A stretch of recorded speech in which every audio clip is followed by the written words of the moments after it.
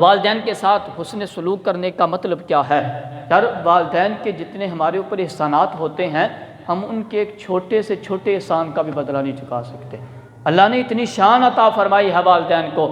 ایک صحابی رسول صلی اللہ تعالیٰ علیہ وسلم میرے مصطفیٰ کریم علیہ السلام کی بارگاہ میں حاضر ہوئے، حاضر ہو کے عرض کی یا رسول اللہ صلی اللہ تعالیٰ علیہ وسلم، ایسی گرم پتھریلی زمین کہ اگر اس پہ کچا گوشت رکھا جائے تو یا رسول اللہ وہ بھون جائے، وہ کباب بن جائے۔ یا رسول اللہ 6 میل تک میں اپنی ماں کو اپنے کندھوں پہ اٹھا کے میں نے ایسی گرم پتھریلی زمین پہ سفر کیا ہے۔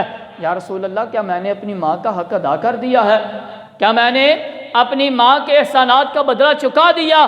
اب جو میرے مصطفیٰ کریم نے جواب ارشاد فرمایا سنیے گا، میرے مصطفیٰ کریم علیہ السلام نے ارشاد فرمایا، اے میرے صحابی، تیری پیدائش کے وقت جو تیری ماں نے درد برداشت کیا تھا شاید ہو سکتا ہے اس کے ایک جھٹکے کے برابر، ایک لمحے کے برابر تو نے اپنی ماں کا حق ادا کر دیا ہو۔ میرے مصطفیٰ کریم نے ارشاد فرمایا تیری پیدائش کے وقت جو تیری ماں نے درد برداشت کیا شاید ہو سکتا ہے، پکا نہیں فرمایا، فرمایا ہو سکتا ہے اس کے ایک لمحے کے برابر تو نے اپنی ماں کا حق ادا کر دیا ہو۔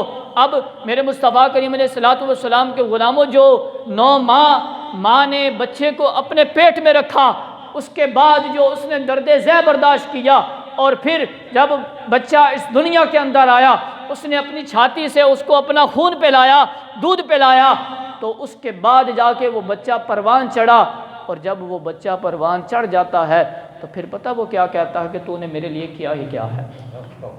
اپنے والدین کو کیا کہتا ہے کہ تو آپ نے میرے لیے کیا ہی کیا ہے؟ یار ڈوب کے مر جانے کا مقام نہیں ہے اولاد کے لیے کہ ماں جو ہے اتنی تکلیفیں برداشت کر کے جو ہے وہ بچے کو پیدا کرتی ہے اور پھر اپنا جگر پلا کر اس کو جوانی کی پروان چڑھاتی ہے، اور بچہ اٹھ کر آسانی کے ساتھ کہہ دیتا ہے کہ آپ نے میرے لیے کیا کیا ہے۔ اللہ اکبر کبیرہ۔ تو میرے بھائی یہ ہمارے لیے سوچنے کی باتیں ہیں۔ میرے بھائی والدین کے احسانات کا ہم بدلہ نہیں چکا سکتے، لیکن ہم ان کے ساتھ حسن سلوک کر دیں، ان کے ساتھ جو ہے وہ بدسلوکی نہ کریں، ان کے ساتھ فرما برداری کے ساتھ پیش آ جائیں، تو اسی میں اللہ اور اس کے رسول کی رضا ہے، کیونکہ جب والدین ہمارے ساتھ راضی ہو جائیں گے تو اللہ خود بخود ہی ہمارے ساتھ راضی ہو جائے گا۔ اللہ اکبر کبیرہ۔ اور میرے مصطفیٰ کریم علیہ السلام کی بارگاہ میں ایک اور صحابی رسول حاضر ہوئے، عرض کی یا رسول اللہ صلی اللہ تعالیٰ علیہ وسلم، میری خدمت کا سب سے زیادہ حقدار کون ہے؟ میرے مصطفیٰ کریم علیہ السلام نے ارشاد فرمایا تیری ماں۔ دوسری دفعہ پوچھا پھر کون؟ تو میرے مصطفیٰ کریم نے فرمایا پھر تیری ماں۔ تیسری دفعہ پھر پوچھا یا رسول اللہ پھر کون؟ فرمایا پھر تیری ماں۔ چوتھی دفعہ یا رسول اللہ پھر کون؟ تو چوتھی دفعہ میرے مصطفیٰ کریم نے ارشاد فرمایا تیرا باپ۔ چوتھی دفعہ تیرا باپ تیری خدمت کا حقدار ہے۔ اب کوئی بندہ اس سے یہ نہ سمجھ لے کہ بھائی ماں کی شان زیادہ ہے تو باپ کی شان ہی کوئی نہیں، نہ میرے بھائی، باپ کو بھی اللہ نے بڑا درجہ عطا فرمایا ہے، بڑی عزتوں بڑی شانوں کے ساتھ نوازا ہے۔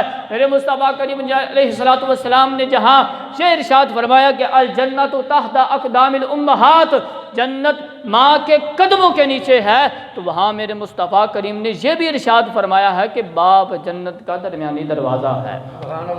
جب تک بندہ دروازے سے داخل نہیں ہوگا تو جنت میں نہیں جا سکتا۔ باپ کی بھی بڑی بڑی شان ہے، اور میرے مصطفیٰ کریم علیہ السلام نے بھی ارشاد فرمایا کہ جو بندہ یہ جاننا چاہتا ہے کہ اس کا رب اس کے ساتھ راضی ہے یا نہیں، وہ اپنے والد کی طرف غور کرے، اپنے والد کو دیکھے۔ اگر اس کا باپ، اس کا والد اس کے ساتھ راضی ہے، اس پر خوش ہے، تو وہ بندہ سمجھ لے کہ اس کا رب بھی اس کے ساتھ راضی ہے۔